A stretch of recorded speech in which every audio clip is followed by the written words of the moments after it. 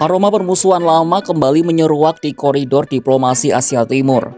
Kali ini bukan lewat moncong meriam, melainkan melalui lembaran-lembaran kertas usang berusia 7 dekade.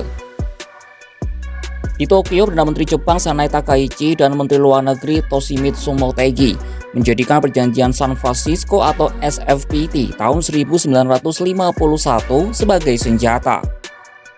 Dengan dokumen itu, mereka menangkis desakan Beijing untuk mengakui kedaulatan Cina atas Taiwan.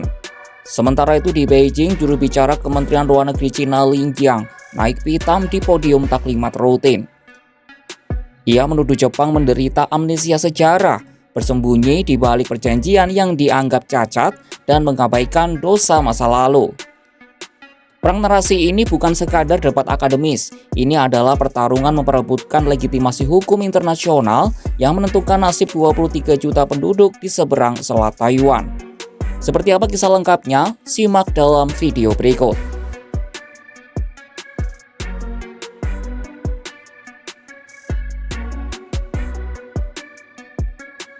Posisi Beijing dalam sengketa Taiwan dasarkan pada narasi yang kuat dan tidak dapat diganggu-gugat mengenai keadilan sejarah pasca Perang Dunia Kedua. Bagi Cina, dokumen yang paling relevan bukanlah perjanjian yang ditangani di San Francisco pada 1951, melainkan dokumen-dokumen yang secara eksplisit menetapkan tujuan sekutu dalam mengakhiri imperialisme Jepang. Melansir CGTN News, Cina menegaskan status Taiwan telah ditetapkan secara definitif melalui 3 dokumen kunci di sekitar Perang Dunia Kedua, yakni Deklarasi Kairo, Proklamasi Potsdam, dan Instrumen Penyerahan Jepang. Juru bicara Kementerian Luar Negeri Cina Lin Jiang berulang kali menekankan pentingnya dokumen-dokumen ini, terutama Deklarasi Kairo. Dalam pernyataan pada Senin 1 Desember 2025, ia menuding Tokyo telah mengaburkan sejarah demi kepentingan geopolitik saat ini. 开罗宣言等一系列国际法律文件，不仅明确了中国对台湾的主权，更是世界反法西斯战争的重大成果，构成战后国际秩序的重要组成部分。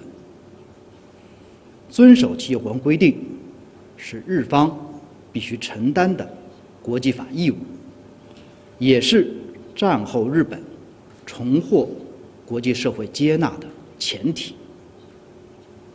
现在日方只字不提具有充分国际法效力的上述文件，却一味引用一个把受日本殖民侵略最严重的亚洲邻国，特别是中国 排斥在外的文件，这是对日本军国主义侵略惨痛记忆的漠视，对世界反法西斯战争历史真相的亵渎，对联合国权威和战后国际秩序的公然挑战。 Cina mengkritik Jepang karena mengabaikan dokumen-dokumen yang mengikat tersebut, tetapi mengutip perjanjian San Francisco atau SFPT.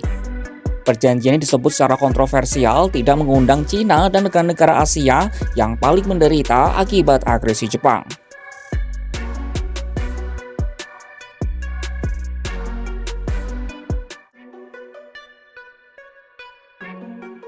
Di sisi lain, Tokyo menggunakan celah hukum sebagai tameng untuk menjaga fleksibilitas diplomatiknya. Mereka menegaskan bahwa status Taiwan tidak sesederhana yang diklaim Beijing. Inti dari argumen Jepang terletak pada tafsir legalistik perjanjian San Francisco tahun 1951. Momen penentu dalam sengketa kedaulatan Taiwan terjadi pada pasal 2 SFPT, di mana Jepang secara resmi melepaskan semua hak, gelar, dan klaim atas Taiwan dan Penghu.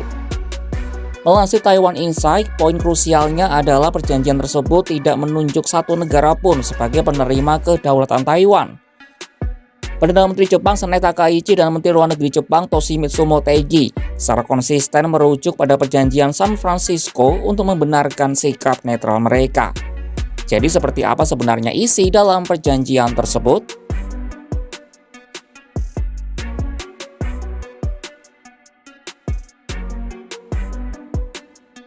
Untuk memahami mengapa Jepang menolak mengakui kedaulatan Cina atas Taiwan, mari kita bedah lebih detail soal rincian perjanjian San Francisco.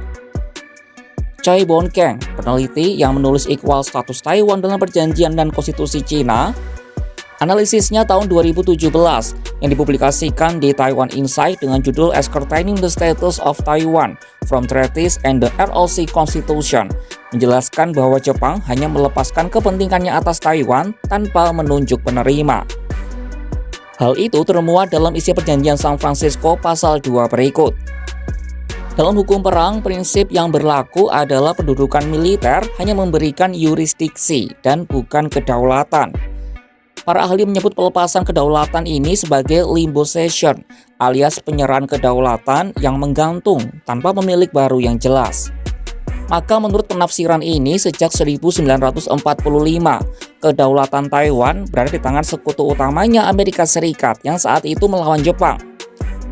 Status AS sebagai kekuatan mendudukan utama bahkan ditegaskan kembali dalam pasal 23 perjanjian tersebut. Posisi legal SFPT ini diperkuat oleh hubungannya dengan perjanjian Taipei atau Sino-Japanese Peace Treaty yang disepakati dengan pemerintah nasionalis Cina atau ROC pada 1952. Perjanjian Taipei dianggap sebagai perjanjian klien yang harus tunduk pada perjanjian San Francisco. Analisis para pakar hukum menemukan bahwa pasal 10 perjanjian Taipei yang mengatur status kewarganegaraan penduduk Taiwan dirancang untuk menghindari transfer kedaulatan. Mengapa?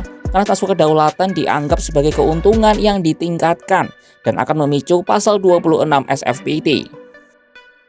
Pasal 26 SFPT mengharuskan Jepang mentransfer keuntungan yang sama kepada semua pendatangan SFPT, sesuatu yang tidak mungkin dan tidak diinginkan oleh sekutu. Oleh karena itu, Taiwan secara hukum dianggap tidak berubah statusnya dalam perjanjian Taipei. Implikasi dari ketidakjelasan ini sangat mendalam. Kewarganegaraan yang dimiliki oleh penduduk Taiwan saat ini dapat disebut sebagai kewarganegaraan semu agar tidak bertentangan dengan SFPT. Nah, inilah sebabnya mengapa Jepang sering berkata bahwa posisi mereka tidak berubah terkait Taiwan, tetapi enggan menjelaskan secara lebih rinci. Pengelakan ini adalah strategi diplomasi Jepang untuk menghindari pelanggaran eksplisit dari Beijing, sekaligus mendukung status quo yang diinginkan oleh Washington. Sengketa narasi antara Cina dan Jepang mengungkap kompleksitas status hukum Taiwan yang belum terselesaikan sejak akhir Perang Dunia Kedua. Jepang dengan cerdik menggunakan ruang kosong dalam perjanjian San Francisco sebagai perisai diplomatik untuk tidak mengakui kedaulatan Beijing atas Taiwan secara penuh.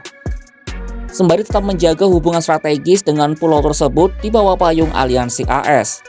Di sisi lain, Cina bersikeras pada validitas historis deklarasi Kairo dan Potsdam sebagai fondasi tatanan dunia yang tidak boleh diganggu-gugat.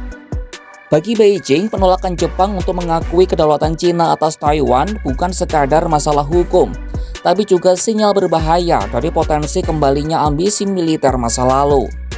Selama kedua raksasa Asia ini berpegang pada rujukan sejarah yang berbeda, status Taiwan akan tetap menjadi titik api yang siap membakar hubungan diplomatik kapan saja. Saksikan kabar lainnya hanya di kanal YouTube Kompas.com.